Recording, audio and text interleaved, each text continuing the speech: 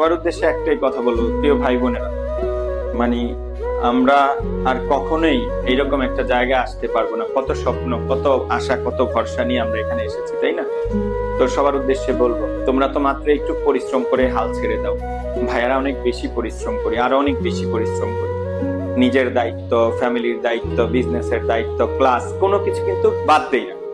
দূর থেকে মানুষ ভাবে অনেক ভালো আছি, আসলে নিজে কখনো কাউকে বুঝতে দেই না যে আমি কত টেনশনে আছি, আমার রাত 2টার সময় ঘুম হয় না। তো জাস্ট এটা তোমাকে শেয়ার করার মূল কারণ হলো যে মানুষ, তুমি তো মানুষ হয়ে জন্মেছো, তো আশেপাশের মানুষকেও খুশি রাখতে হবে, ভালো রাখতে হবে, নিজে ভালো থাকতে হবে। ওকে, নিজের চাওয়া পাওয়া গুলো পূরণ যেন হয় সেভাবে চলতে হবে।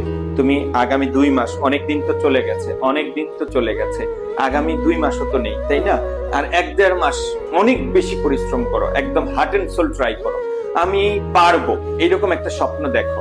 মনে রাখবা, তুমি যত অল্প মেধাবী হও না কেন, তোমার মেধা যত কমই থাকুক না কেন, তুমি যদি কোনো একটা বিশ্ববিদ্যালয়, মানে একটু মনোযোগ দিয়ে পড়ো, তুমি একটা ভালো বিশ্ববিদ্যালয় যেটা তুমি চাচ্ছ, সেই বিশ্ববিদ্যালয়টাতে চান্স পেয়ে যাবে। আমার কথা হচ্ছে, ঢাকা বিশ্ববিদ্যালয় পাও না, জগন্নাথ জাহাঙ্গীরনগর পাও না, একটা পাবলিকে পড়ো। ওকে, জীবন অনেক কঠিন, জীবন অনেক করুণ, মানুষ কেউ তোমাকে পাত্তা দিবে না, মানুষ শুধু তোমার সফলতা দেখবে। মানুষকে তুমি যদি টাকা দিয়ে ভালোবাসো, মানুষ তোমাকে ভালোবাসবে। দিন শেষে যদি চরম তিক্ত সত্য কথা বলি, তুমি যদি টাকা ইনকাম না করতে পারো, কোনো লাইন না পাও, সেটা যেমন অবশ্যই হালাল পথে লাইন না পাও, মানুষ তোমাকে আর মূল্যায়ন করবে না। ওকে, তো তোমরা অনেক ভাই বোন আছে এখানে, দেখবা দিন শেষে মানি ফ্যাক্ট। সো টাকা কামানোর জন্য হলো, ফ্যামিলিকে নিয়ে ভালো থাকতে হলে টাকা লাগবে। তুমি কিছুই দিতে পারছো না, অন্ততপক্ষে টাকা দিয়ে হেল্প করতে পারছো, এনাফ, তাতেও তারা তোমাকে মনে রাখবে। তো এই জীবনে যদি পরিবারকে এইটুক সহায়তা না করতে পারি, তাহলে এই জীবনে আর কি হবে?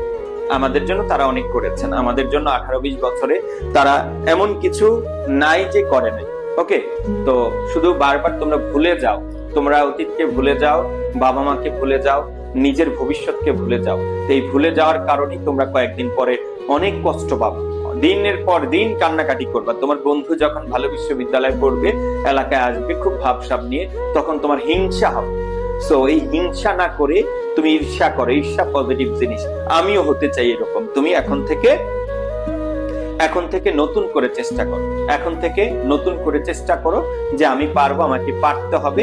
এই জন্য পারতে হবে কারণ আমাকে ভালো খাওয়ার জন্য পারতে হবে, আমাকে ভালো জিনিস পরিধান করার জন্য আমাকে একটা লাইনে উঠতে হবে, আমাকে ভালো ক্যারিয়ারে যাওয়ার জন্য আমার ব্যাকআপ, মানে পায়ের নিচের মাটি শক্ত করতে হবে। আর পায়ের নিচে ভালো ক্যারিয়ার, ভালো জায়গায় যাওয়ার জন্য পায়ের নিচে মাটি মানে একটা ভালো পাবলিক ইউনিভার্সিটি, এই আইডেন্টিটি তোমাকে ভালো জায়গায় নিয়ে যাবে। তোমরা যারা আমাকে পছন্দ করো, শুধু একটাই বলবো, আমাকে এভাবে কেউ বলে নাই। আমি যখন ঢাকা বিশ্ববিদ্যালয়ের জন্য আসছি, ট্রাস্ট মি, আমাকে কেউ এভাবে বলে নাই। আমি উইলিংলি বিভিন্ন মানুষের কাছে, টিচার ভালো, কে পড়ায় ভালো, আমাকে চান্স পাইতে হবে, সুতরাং আমাকে একজন ভালো টিচারের কাছে যাইতে হবে।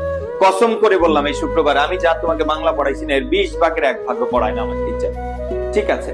তো আমি এই জন্য, আমি যেই প্রবলেম গুলো ফেস করেছি, কেউ ভালো বলুক আর খারাপ বলুক, আমি ওই প্রবলেম গুলো আমার স্টুডেন্টদের কাছে, আমার ছোট ভাই বোনদের কাছে পাবলিশ করি, বলার, প্রেজেন্ট করার ট্রাই করি। আমি ওই প্রবলেম গুলো যেন তারা ফিউচারে না ফেস করে। মনে রাখবা, তোমাকে ভালো কিছু হইতে হলে, টাকা কামাইতে হলে, তোমাকে শিক্ষা যদি থাকে, তাহলে টাকা আসবেই একদিন, পরিশ্রম করলে। ওকে, আর যদি শিক্ষা না থাকে, এখন বলবো ভাই অনেকেই তো শিক্ষা না হইয়া টাকা কামাইতেছে। হ্যাঁ, তুমি যাও না ভাই, ওই যে দেখো, তুমি নিউ মার্কেট যাও, দেখো অনেক অশিক্ষিত মানুষ অনেক কোটি কোটি টাকা কামাই ফেলছে। এখন তুমি আজকে যায় নিউ মার্কেট একটা দোকান নিতে যাও না, জীবনও পারবে না, সুযোগ নাই। যারা কামাইছে তারা ওই জায়গাগুলো ধরে রেখেছে। এখন তোমাকে যদি খেলতে হয়, ব্রেন দিয়ে খেলতে হবে, মেধা দিয়ে খেলতে হবে, আদারওয়াইজ এই দেশে টিকা তোমার দ্বারা পসিবল না। তুমি চাইলে একটা বিজনেস দাঁড় করায় ফেলতে পারবা না ওই আগের মতো বোকা মানুষের মতো। যে বেটা শিখ লিখতে পারে না, তারও 5টা দোকান আছে, বসুন্ধরা গিয়ে দেখবা। যে বেটা পড়াশোনা পারে না, সে এখন সাদা পাঞ্জাবি, সাদা পাজামা পরে চলাফেরা করে, বিকজ এগুলো আগে সম্ভব ছিল। আর এই মুহূর্তে তোমাকে খেলতে হলে মেধা দিয়ে খেলতে হবে, ব্রেন দিয়ে খেলতে হবে, সাহস নিয়ে খেলতে হবে। যদি তোমার মধ্যে শিক্ষা না থাকে, রিস্ক নেওয়ার ক্যাপাবিলিটি, রিস্ক নেওয়ার সাহস তোমার থাকবে।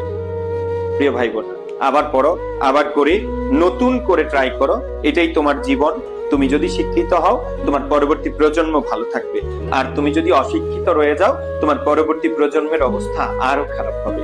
তো শুধু শিক্ষাটা তোমার একার জন্য না, এই শিক্ষা আমার নিজের জন্য, আমার বাবা মার জন্য, আমার যারা অনাগত সন্তান আসবে, ভবিষ্যতে আসবে, তাদের জন্য। জাস্ট এটুকুই বলি, আমি যে এই ধরনের প্রবলেম গুলো ফেস করেছি, আমি আমার সন্তানদেরকে এই ধরনের প্রবলেম যেন ফেস না হয় তার জন্য অনেক আগ থেকে সচেতন। সো তুমি আমার ভাই, তুমি আমার বোন, আফটার 5 ইয়ার্স 4 ইয়ার্স তোমরা পরবর্তী প্রজন্ম যখন আসবে তখন দেখবে অনেক বিপদে পড়ে যাবে। তাদের জন্য হলো তুমি একটা ভালো জায়গায় যাও, তারা যেন কোনো কিছুর অভাবে না থাকে, তারা যেন খারাপ না থাকে। হয়তো ভাইয়ার মুখ থেকে এই কথাগুলো শুনছ, খারাপ লাগে, বাট এটাই বাস্তবতা। আমার চেয়ে কেউ যদি সিনিয়র কেউ এসে বলতো তাহলে তোমার আরো ভালো লাগতো। তো সবাই ভালো থাকবা, নতুন করে শুরু করো, সবার স্বপ্ন পূরণ হোক। ভাইয়ের কথা মনে রাখো, আমরা আস্তে আস্তে শেষ পর্যায়ে চলে এসেছি। যারা আইসিইউ ব্যাচ 1 আমি চেষ্টা করেছি তোমাদেরকে দেওয়ার জন্য, ইনশাল্লাহ। সবাই ভালো থাকবা, আল্লাহ হাফেজ, আসসালামু আলাইকুম।